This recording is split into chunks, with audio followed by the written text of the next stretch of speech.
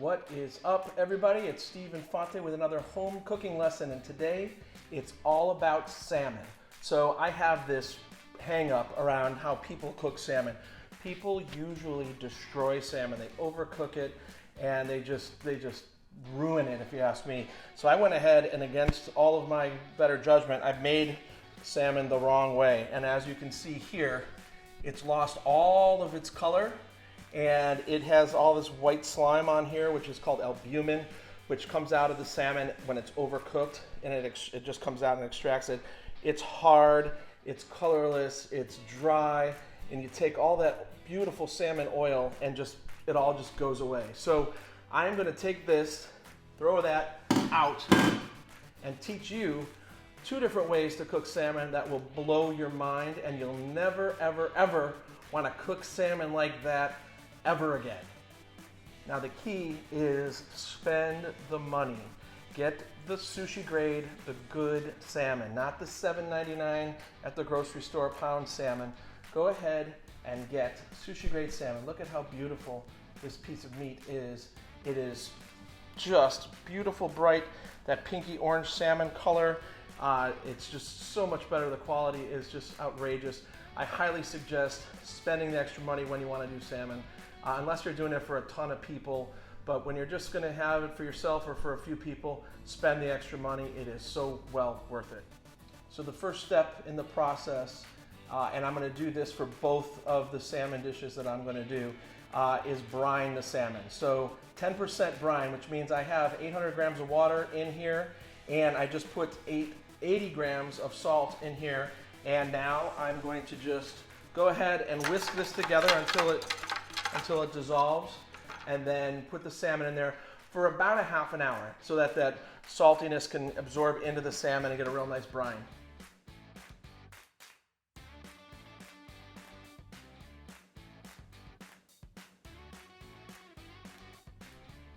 Now the salmon is in here, we're going to go ahead, stick it in the fridge. We got some nice ice water and 10% salt brine. We'll see you in a half an hour. So while the salmon is doing its thing, brining in the refrigerator, we're going to work on the sauce for the first dish, and it's called a beurre monté. It's a classic French butter sauce, and I'm going to show you how to make it, and it's silky and smooth and just rich in flavor. So all you really need is the juice of 2 lemons, a stick of butter chopped into cubes, and 2 tablespoons of water, and that's it. So let's go to the stove and get to work. Okay, so for the beurre monté, just a little bit of water, and then we start with putting in sticks of butter and just stirring until it melts. And you can add cubes one at a time, and it's got to be a constant stir until the entire stick of butter is in here, melted and emulsified.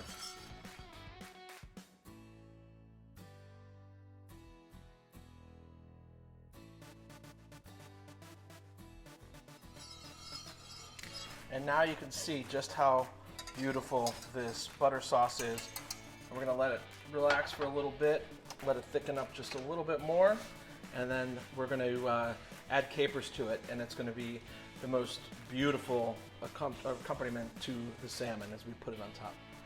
So just to review, this sauce is just beautiful. It's about 1.5 teaspoons of water in a hot pot here, and then cubes of a whole stick of butter, and then I only used 1 lemon because that's where the taste kind of got where I wanted it, and then I did 2 pinches of salt. I use unsalted butter for everything because I want to be in control of how much salt I use, not the farmer or the dairy farmer who makes the butter. So this is all it's very simple. It just takes time. You have to stir it constantly with a whisk, but just look at that. That's just melted butter, and it looks nothing like the normal melted butter when you just put it in a pot or a pan, and it separates the milk solids from the whey. Next up, we're going to do some Yukon Gold potatoes. I'm going to throw them in the in some frying oil to get started, and then I'm going to finish them in the oven just with salt and pepper. Real simple, real delicious.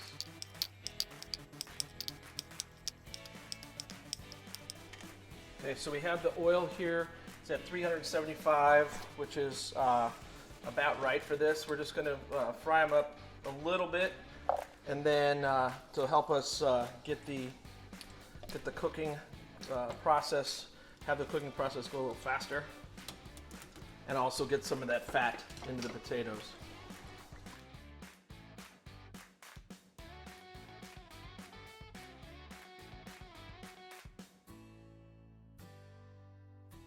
Next, let's get that salmon out of the refrigerator. It's been 30 minutes.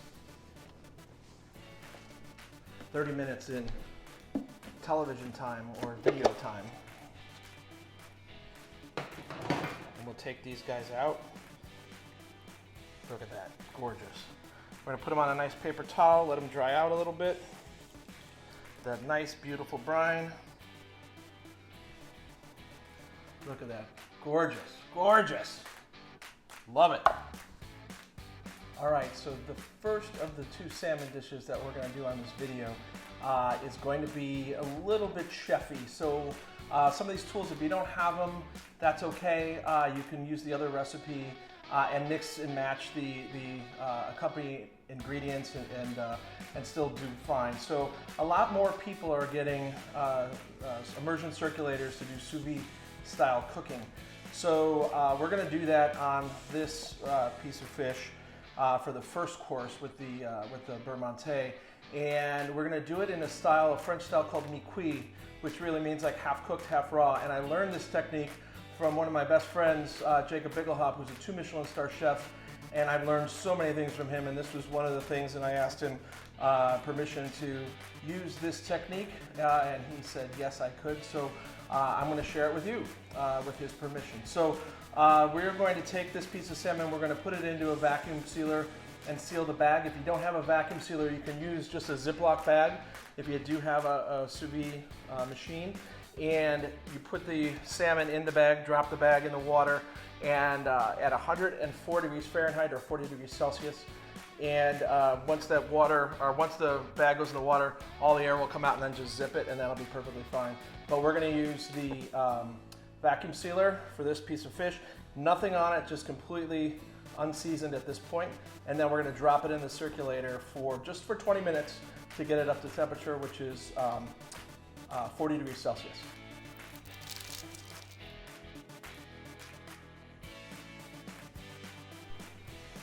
Now this is an immersion circulator. A lot of people are starting to use these for in-home cooking. Chefs have been using them for a long, long time, and the whole key to this is you have a water bath down here, and this stick unit right here is called the circulator. And what it does is it holds the water at a specific temperature and circulates the water. So when you put a protein or vegetables or anything in there, it doesn't get wet because it's in the bag, but it cooks the entire piece of food to that exact temperature. So if you want to make a steak perfectly medium rare, when you put it on the grill, the outside is charred, then it's gray, then it's light pink, then it's dark pink, and then it's red in the middle. A steak cooked sous vide style, and then you reverse it at the end, the entire piece of meat is one temperature, and it's a perfect, medium rare or whatever, and then you sear at the end and get some crust on it. So we're going to take our salmon and we're going to drop it in. I have it at 140 degrees Fahrenheit, which is 40 degrees Celsius. And we're going to set our timer for 20 minutes, and then we will see what this bad boy looks like. And it's called mi-cuit style, half cooked, half raw. All right, now while the salmon is being cooked, we're going to do some asparagus. Now, I got these little tiny asparagus, which aren't the greatest, but in light of the produce not being what it normally is, we take what we can get. So the key to asparagus is the bottom third, bottom quarter, I would say probably the bottom quarter of the stalk is very fibrous and almost inedible. So you want to cut like about, a couple of, depending on how big, you want to cut about maybe 20-25% of the asparagus off the bottom. So you have the beautiful floral florets on the top, and then the more tender parts of the stem. So what we're going to do with the asparagus is we're going to boil them, flash boil them for 90 seconds, and then we're going to drain it and then put them into an ice bath to shock them. And what that does is it stops the cooking process and brings all the chlorophyll in that bright green color and concentrates it. So we're gonna have nice, bright, beautiful asparagus. We're just gonna drizzle a little bit of olive oil and salt and pepper on them, and that's it. And that's gonna go on top of the salmon.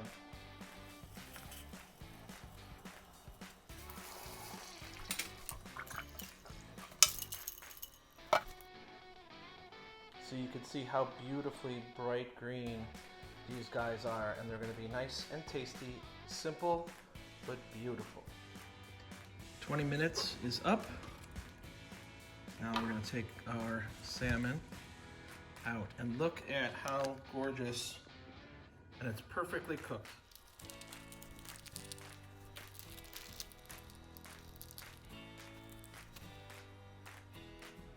And now we're done. It's time to start plating. So again, this salmon is called cooked mi-cuit style in a sous vide. If you do not have a sous vide or a version circulator, that's just fine. I'm going to show you a different technique of olive oil poaching that you can use and then create this exact same dish. That's the only trick here that's going to be a little bit not for everybody, if you will. So the first thing we're going to do is we're going to take this gorgeous piece of salmon and put it on the plate. Right in the middle. Then we're going to take our potatoes that were in the oven, fried, and then in the oven, just a little olive oil, salt and pepper on them. And we're just going to place them hot, nicely on the side here. So next we have this, our beautiful Bermonte, which is absolutely dynamite. And what I did, I took some capers, just capers that you buy at the store. Got that brininess to them. We're going to take and put some of those capers into the Bermonte. So you have the lemon and then the brininess of the capers with the butter. Really fabulous. And we're going to take that and we're going to put it on top of the salmon. Like that. I'm going to grab a few more capers.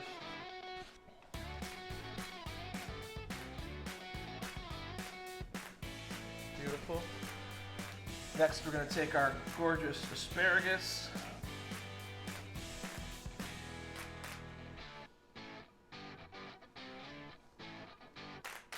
Get them on there. And last, we're going to finish just with a sprig or two of dill. Make it look nice and pretty.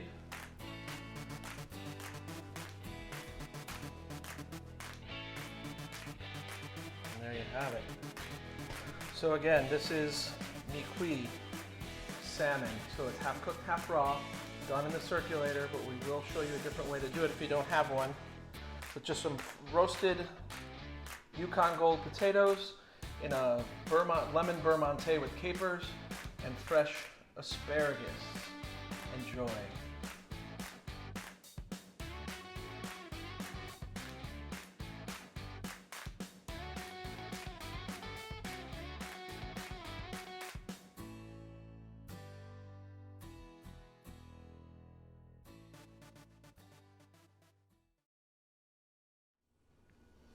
All right, everybody, now it's time for our second salmon dish. This one we're not going to need any fancy tools. This is just going to be an olive oil poached salmon, and we're going to brush a little hoisin on there to bring some sweetness. We're going to do a pickled radish, and we're going to do a fried mushroom, believe it or not. This bad boy is called a king mushroom. You can actually find these in many grocery stores like a Whole Foods. If you can't find this, you could chop a nice portobello, big portobello, just get some nice pieces. I've already gone ahead, and so they look like chips, and we're just going to fry those guys so it'll be like chips. So we'll have the salmon with a little hoisin on it.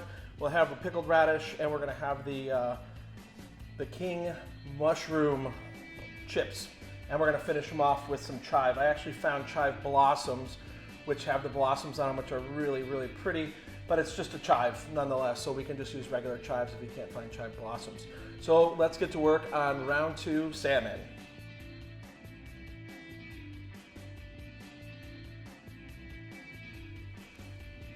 And here you have them. They shrink quite a bit, but now they're like super crunchy. You gotta put a little salt on there. They're delicious. They have this deep mushroom, like umami going with them that potato chips just don't have, but they're fabulous. So I'm just gonna leave these, set them in, I have the oven off, but it was warm for a little while, so I'm just gonna leave those there while we get to work on the salmon. So I had that other piece of salmon, I just soaked it in a little bit of olive oil, but you can just see how gorgeous this is. And poaching in olive oil is, it's pretty easy, but you have to be careful on the temperature, right? You wanna have your oil at about 128 degrees throughout the cooking process and cook it 4 or 5 minutes. So I have a whole thing of olive oil, you can see here. Right now it's at 133, so I'm letting it cool down just a little bit. Now the salmon will cool it down a little bit because it's cool. It's a little bit cooler than room temperature because I just took it out of the refrigerator about 15 minutes ago. So we're gonna place the salmon in the olive oil and gently let it just do its thing.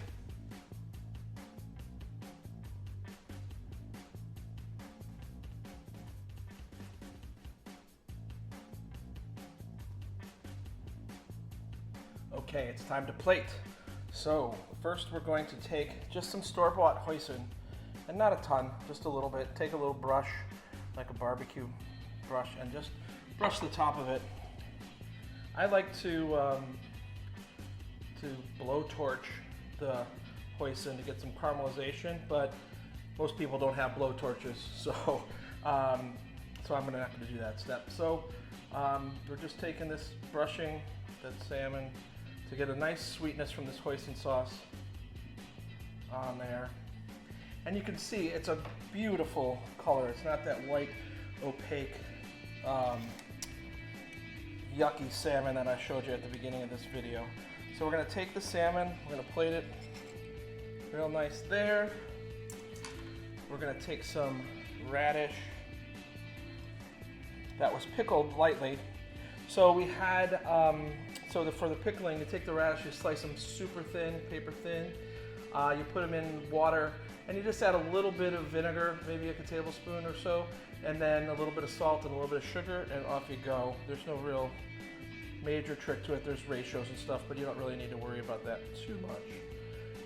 So we're just gonna have this little radish salad off to the side here, like so. Next, we're gonna take remember these are beautiful king mushroom chips. Lots of crunch, beautiful crunch element. I just slightly salted them, and they'll sit over here beautifully. They're so good, you guys. It's insane. All this umami and depth of flavor. It's unlike any chip I've ever tasted. So, and they're crunchy, and they're delicious. So good. Okay, and then next for, if you can't find chive blossoms, which most people can't, I would recommend just getting regular chives, but I'm just gonna snip some chive blossoms, the blossoms off. And the blossoms have a lot more intense oniony flavor to them, so they're a lot more powerful, and they're beautiful. They're really pretty to look at as well. So I'm just gonna take some of these, and there's a couple of them that have actually bloomed. There's a good one. Let me get a good one. Oh, here we go. Boom. And we're just going to place those on top, kind of willy-nilly, on top of the salmon.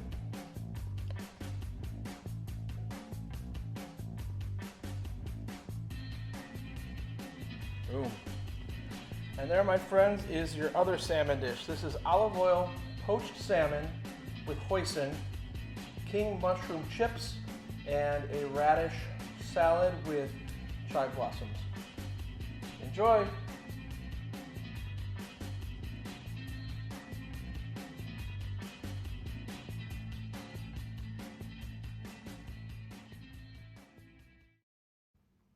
Thanks everybody for watching, and let's never destroy salmon like this again. Let's do it the right way, shall we? And please follow me on Instagram at cookin_up_trouble. Thanks for watching, and stay tuned for more videos.